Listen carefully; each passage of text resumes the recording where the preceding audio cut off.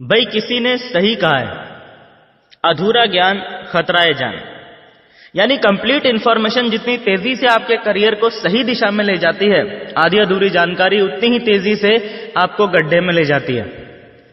Network marketing actual में वो train है जो कि गरीबपुर से अमीरपुर जाती है और पिछले कई दशकों से लगातार जा रही है। लाखों लोगों को आज तक उनकी मंजिल पे पहुंचा भी चुकी है। और अगर आप ये वीडियो देख रहे हो तो इस बात की पूरी संभावना है कि कहीं ना कहीं आप भी इस ट्रेन का टिकट कटवा चुके हो। आप सबको मेरी तरफ से हार्दिक बधाई। लेकिन असली जश्न का मौका तो तब बनेगा जब आप अपनी मंजिल पे यानी अमीरपुर पहुंच जाएंगे। मुद्दे की बात यह है कि इस ट्रेन का टिकट तो बहुत सारे लोग कटवा लेते हैं, लेकिन ज्यादातर लोग अमीरपुर नहीं पहुंच पाते। जब ये ट्रेन गरीबपुर से चलती है तब तो इस ट्रेन में इतनी ज्यादा भीड़ होती है कि पांव रखने तक की जगह मिलना भी मुश्किल हो जाता है। भीड़ की भीड़ घुसती चली जाती है नेटवर्क मार्केटिंग की ट्रेन में। लेकिन अमीरपुर पहुंचते पहुंचते इस ट्रेन में इतनी जगह बन जाती है कि अंत तक इसमें टिके रहने वाले यात्री आराम से सोते सोते अमीरपुर पहुंच जाते हैं। प्रश्न ये उठता है कि वो भीड़ कहां चली जाती है? उन 95% लोगों को जमीन खा जाती है या आसमान निगल जाता है? मैं आपको बताता हूं कि एक्चुअल में होता क्या है। गरीबपुर से अमीरपुर जाने का टिकट खरीदने के बावजूद भी लगभग 25% लोग तो ऐसे होते हैं जो कभी ट्रेन में चढ़े ही नहीं। यानी कि जिन्होंने नेटवर्क मार्केटिंग बिजनेस ज्वाइन करने के बावजूद भी कभी सीरियसली काम स्टार्ट किया ही नहीं। उन लोगों का मानना होता है कि मैंने ट्रेन का टिकट खरीद लिया है तो ट्रेन मेरे बाप की हो गई और ट्रेन का ड्राइवर मेरा खानदानी नौकर हो गया। अब तो ये ट्रेन मेरे हिसाब से चलेगी और मैं ट्रेन में तभी चढ़ूंगा जब ये मेरे घर के दरवाजे पे आके खड़ी हो जाएगी। ऐसा कहीं होता है क्या? अगर कोई ट्रेन का टिकट खरीदने के बाद ऐसा सोचता है कि मैं तो ट्रेन में तभी चढ़ूंगा जब ये मेरे घर के दरवाजे पे आके खड़ी हो जाएगी, तो ऐसे व्यक्ति को आप क्या कहेंगे? बताने की जरूरत नहीं है, सभी जानते हैं। लेकिन फिर भी बहुत से लोग नेटवर्क मार्केटिंग बिजनेस में यही गलती करते हैं, कभी घर से निकलते ही नहीं। अब जो लोग जैसे तैसे करके इस ट्रेन में चढ़ भी जाते हैं, यानी काम करना शुरू कर भी देते हैं, उनमें से भी बहुत सारे लोग ऐसे होते हैं जो ट्रेन पकड़ने की इतनी जल्दी में थे कि हड़बड़ाहट में गलत ट्रेन में चढ़ जाते हैं। यानी कि नेटवर्क मार्केटिंग के नाम पे कुछ भी करने लग जाते हैं मार्केट में। तरह तरह की ऊल जुलूल कंपनियों के झांसे में आके अमीरपुर जाने वाली ट्रेन की जगह फकीरपुर जाने वाली ट्रेन में चढ़ जाते हैं। खुद तो गलत ट्रेन में चढ़ी गए होते हैं, दूसरों को भी हाथ पकड़ के उस गलत ट्रेन में चढ़ा देते हैं और आखिर में हाथ में रह जाते हैं वही ढाक के 3 पात। इनकी गलती ये नहीं है कि ये लोग गलत ट्रेन में चढ़ गए, बल्कि इनकी गलती ये है कि सही ट्रेन कौन सी है, इन्होंने इसकी प्रॉपर जानकारी नहीं ली। अगर आपको ये पता है कि सही ट्रेन कौन सी है तो चाहे गलत ट्रेनें 50 खड़ी हों, आप उनमें नहीं चढ़ोगे। और अगर आपको पता ही नहीं है कि सही ट्रेन कौन सी है तो आपको सभी ट्रेन सही लगेंगी और जो आपको सामने सबसे पहले दिखाई देगी आप उसी में चढ़ जाओगे। और ऐसा ही आज की डेट में हो रहा है हजारों लोगों के साथ। सही ट्रेनों की संख्या है लगभग 50 तो गलत ट्रेनों की संख्या है 5000। ऐसे में जरूरी है कि आपके पास डायरेक्ट सेलिंग या नेटवर्क मार्केटिंग इंडस्ट्री को लेकर जो गवर्नमेंट के द्वारा गाइडलाइंस दी गई हैं, उन गाइडलाइंस की पूरी जानकारी आपके पास हो, ताकि आप रियल और फेक नेटवर्क मार्केटिंग कंपनीज में अंतर आसानी से समझ पाएं। वैसे तो इन गाइडलाइंस के बारे में आपको गूगल पे पूरी जानकारी मिल जाएगी, फिर भी यदि आप लोग गाइडलाइंस के ऊपर एक डिटेल्ड वीडियो चाहते हैं तो नीचे कमेंट बॉक्स में जी टाइप कर दो जल्दी से, ताकि मुझे भी पता चल सके कि आपको एक्चुअल में इस टॉपिक पे वीडियो चाहिए। आपको आज की मार्केट सिचुएशन के बारे में जानकर आश्चर्य होगा कि मार्केट में आज की डेट में जितने भी नेटवर्कर्स काम कर रहे हैं और अपना जीवन बदलने के लिए दिन रात कड़ी मेहनत कर रहे हैं, उनमें से लगभग 70% लोग गलत ट्रेन में चढ़े हुए हैं। मात्र 30% ही सही ट्रेनें पकड़कर आगे बढ़ रहे हैं। पर इससे भी बड़ी और गंभीर समझने लायक बात यह है कि इनमें से भी बहुत सारे लोग, इन 30% में से भी बहुत सारे लोग सही ट्रेन में चढ़ने के बावजूद भी अमीरपुर नहीं पहुंच पाते हैं। इसका कारण यह है कि गरीबपुर से अमीरपुर जाने वाली ट्रेन कई जगहों पे यानी कई स्टेशंस पे रुक के अमीरपुर जाती है। और ये सभी लोग इनमें से ही किसी ना किसी स्टेशन पे ट्रेन से उतर जाते हैं, इसीलिए ये लोग कभी भी अमीरपुर नहीं पहुंच पाते।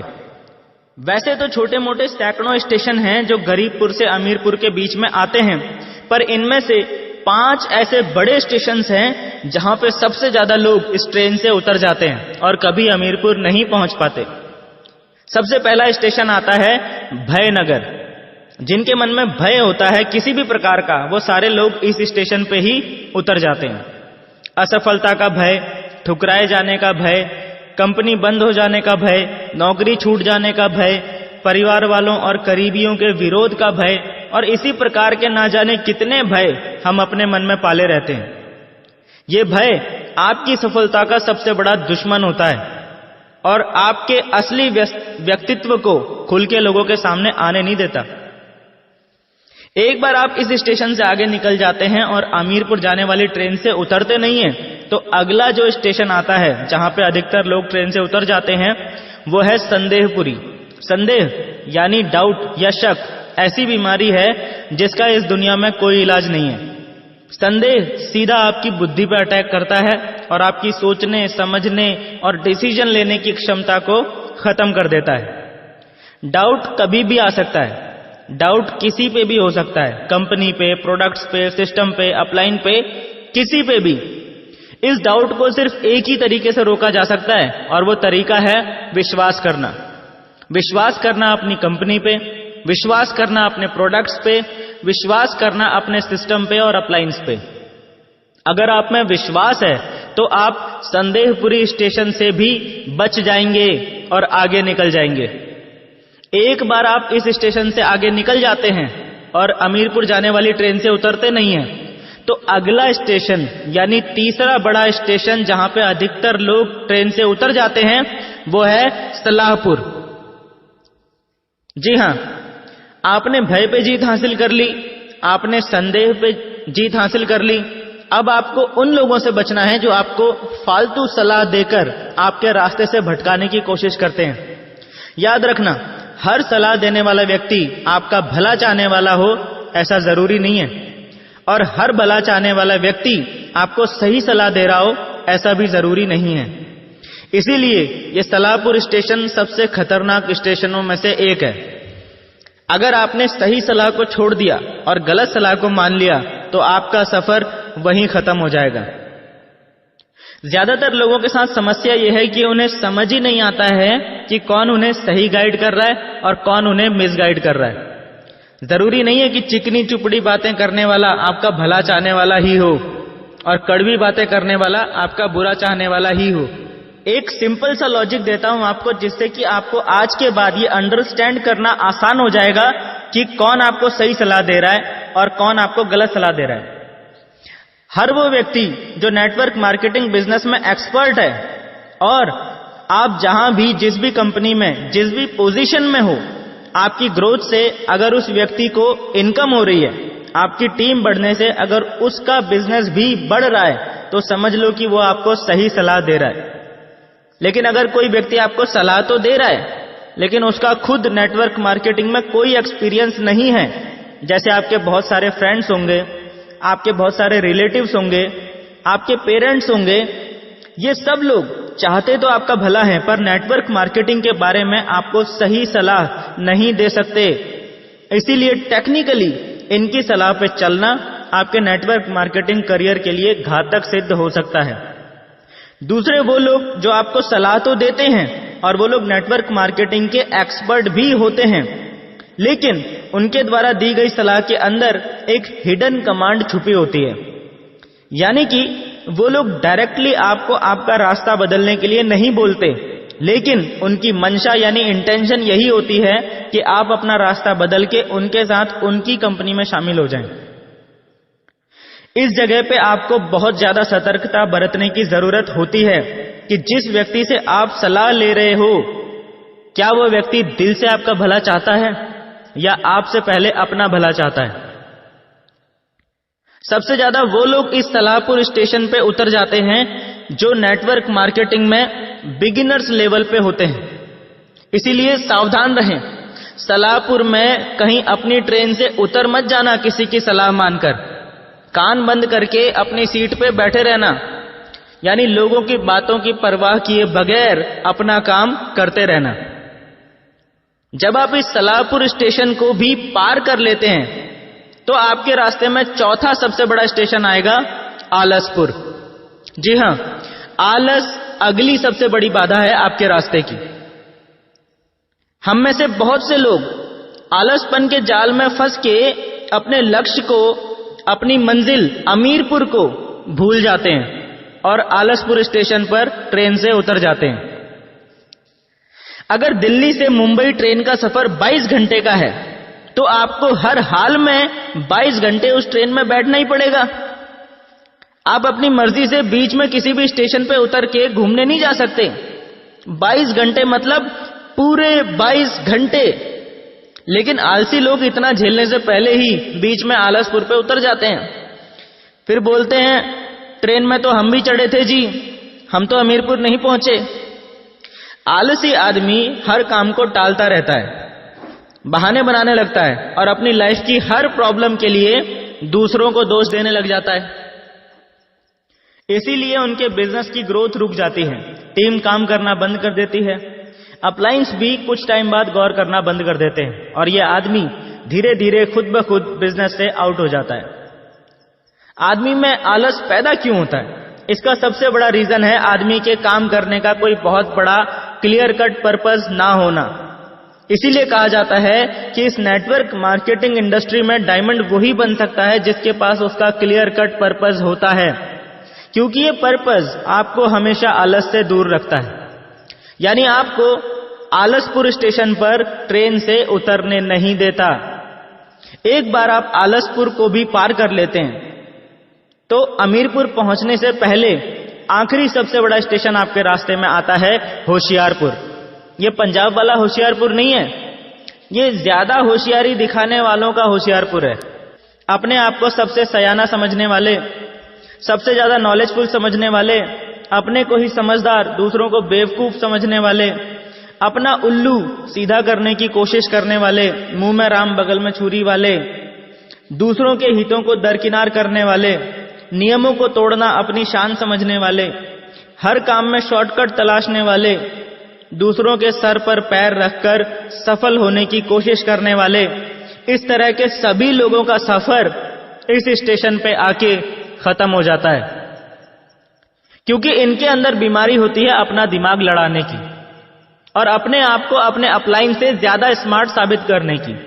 इसीलिए ये लोग कुछ ना कुछ होशियारी दिखाने की कोशिश जरूर करते हैं, सिस्टम और कंपनी के खिलाफ कोई ना कोई एक्टिविटी जरूर करते हैं और बस फिर वही इनके करियर की सबसे बड़ी गलती साबित होती है और उस एक गलती की वजह से इनका सफर इस होशियारपुर स्टेशन पर खत्म हो जाता है।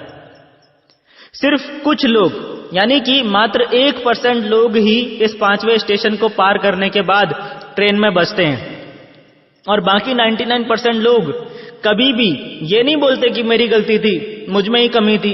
वो ट्रेन को और उसके ड्राइवर को गाली देने लगते हैं।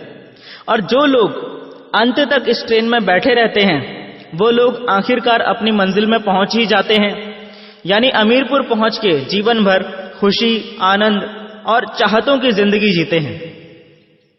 याद रखना, ट्रेन का टिकट खरीद लेना ही काफी नहीं है। अपने आप को गरीबपुर से अमीरपुर पहुंचाना सबसे पहले आपकी खुद की जिम्मेदारी है, उसके बाद ही किसी और से कुछ उम्मीद करना। एक सवाल के साथ इस वीडियो को एंड कर रहा हूं। जिसे ये सवाल समझ में आ गया उसे इस पूरी वीडियो का मैसेज भी समझ में आ जाएगा। अपने दिमाग पे थोड़ा सा जोर डाल के सवाल का जवाब नीचे कमेंट बॉक्स में जरूर देना। सही जवाब देने वालों का नाम अगली वीडियो में जरूर आएगा। अब सवाल सुनो। एक बार एक जगह पे रेस आयोजित हो रही थी। रेस जीतने वाले को 1 करोड़ रुपए का इनाम मिलने की घोषणा की जाती है। उस रेस में 3 लोगों ने पार्टिसिपेट किया, मिस्टर ए, मिस्टर बी और मिस्टर सी। तीनों रेस वाले दिन रेस वाली जगह पे पहुंचते हैं तो क्या देखते हैं कि रेस के लिए जो रास्ता चुना गया था वो एक जंगल से होकर गुजर रहा था। बल्कि यूं कहूं कि वो रास्ता था ही नहीं, वो तो घना जंगल था। और चैलेंज ये था कि जो व्यक्ति सबसे पहले इस जंगल को पार करके दूसरी तरफ पहुंच जाएगा वो विजेता बन जाएगा। समस्या ये थी कि उस जंगल में शेर, चीते, भालू, सांप, बिच्छू, मगरमच्छ, हाथी और तमाम तरह के जंगली जानवर भरे पड़े थे और साथ ही कंकड़, पत्थर और कंटीली झाड़ियों से वो जंगल भरा पड़ा था। अब हुआ ये कि ये सब देखकर मिस्टर ए ने तो रेस में भाग लेने से ही मना कर दिया। उसने सीधा बोल दिया, मेरे बस की बात नहीं है भाई। अब मिस्टर बी और मिस्टर सी इन दोनों ने दौड़ने का डिसीजन लिया। रेस शुरू हुई और मिस्टर बी और मिस्टर सी घुस गए जंगल में। दौड़ते दौड़ते थोड़ी देर में क्या हुआ, मिस्टर बी को ठोकर लगी और वो कंटीली झाड़ियों में गिर गया। उसके शरीर में जगह जगह से खून निकलने लगा और वो रोता रोता वहीं से वापस लौट गया। जहां से रेस शुरू हुई थी वापस वहीं पे आके खड़ा हो गया। मिस्टर सी भी जंगल में दौड़ रहा था। दौड़ते दौड़ते अचानक उसको भी ठोकर लगी, वो भी गिर पड़ा। वो उठा तो उसने देखा कि पैर के अंगूठे से खून निकल रहा है। उसने परवाह नहीं करी और वो आगे बढ़ता रहा। थोड़ी देर में पैर में एक कांटा लग गया और दर्द होने लगा। उसने अब भी परवाह नहीं करी और वो आगे बढ़ता रहा। इसी प्रकार जंगल में जितनी भी मुश्किलें आई उसने किसी की भी परवाह नहीं करी और वो लगातार आगे बढ़ता चला गया। देखते ही देखते उसने पूरा जंगल पार कर दिया। वो विजेता बन गया और उसे 1 करोड़ रुपए का इनाम मिल गया। सवाल ये नहीं है कि कौन जीता या किसका फायदा हुआ। आप लोगों से मेरा सवाल ये है कि इस स्टोरी में सबसे ज्यादा नुकसान किसका हुआ, मिस्टर ए का, मिस्टर बी का या मिस्टर सी का? जल्दी से अपना दिमाग इस्तेमाल कीजिए और नीचे कमेंट बॉक्स में बताइए कि सबसे ज्यादा नुकसान किसका हुआ और क्यों। अगली वीडियो की शुरुआत इसी सवाल के जवाब के साथ होगी और सही जवाब देने वाले सभी लीडर्स का नाम भी नेक्स्ट वीडियो में अनाउंस किया जाएगा। हमारी नेक्स्ट वीडियो की नोटिफिकेशन आपके फोन में आए और YouTube पे वीडियो पब्लिश होते ही आपके फोन की घंटी बज जाए, उसके लिए नीचे मौजूद सब्सक्राइब के बटन को अभी दबा दीजिए और बटन दबाते ही साइड में घंटी का एक निशान आएगा, उसे भी जल्दी से दबा देना ताकि नेक्स्ट वीडियो आपसे मिस ना हो। और हां, जाने से पहले इस वीडियो को अपनी टीम में शेयर जरूर कर देना ताकि आपकी टीम तक भी ये ट्रेनिंग वीडियो पहुंच जाए और उनका भी दिमाग खुल जाए। मिलते हैं दोस्तों नेक्स्ट ट्रेनिंग वीडियो में, तब तक के लिए thank you and wish you all the best.